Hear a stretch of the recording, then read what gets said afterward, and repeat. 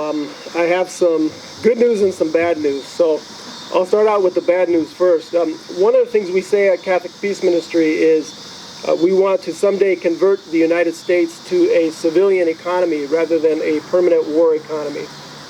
As you know, the United States has a permanent war economy, in particular since World War II.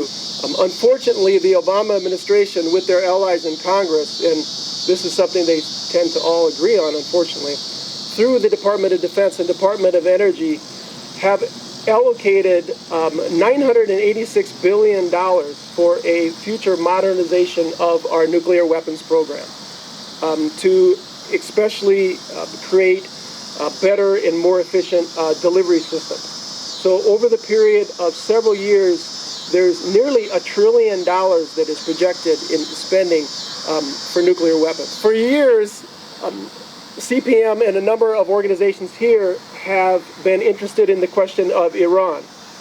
Iran for many years tried to seek diplomatic relations with the United States after September 11 because of their opposition to the Taliban in Afghanistan. And Iranians, the Persians, were very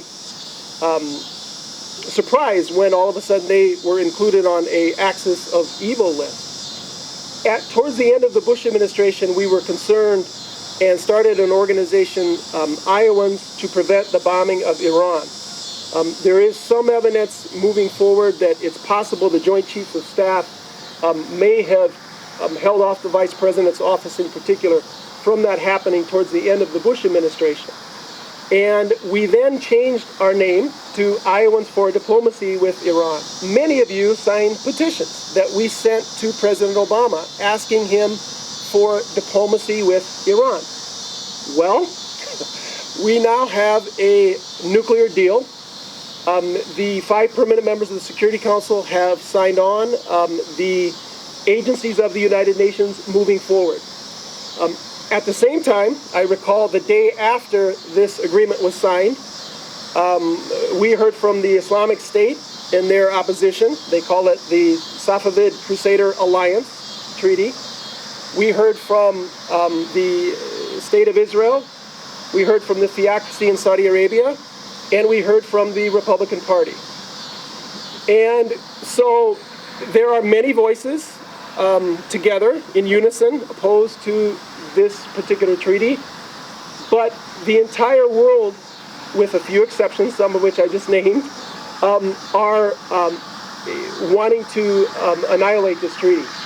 So the battle within the next 45 to 60 days will be in Congress, 60 votes to pass a resolution, but after the veto from President Obama, 67 votes will be required, in particular in the Senate, for the 2/3 to override the veto.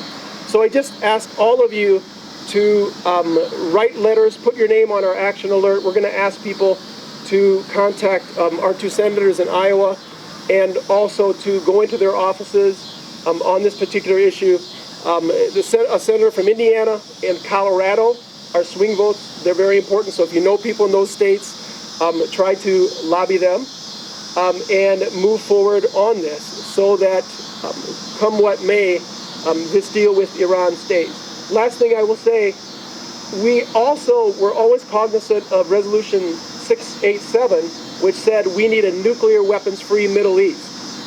Well, Israel has nuclear weapons, India has nuclear weapons, Pakistan has nuclear weapons, well, also North Korea and the 5 permanent members of the Security Council. There's your club of 9.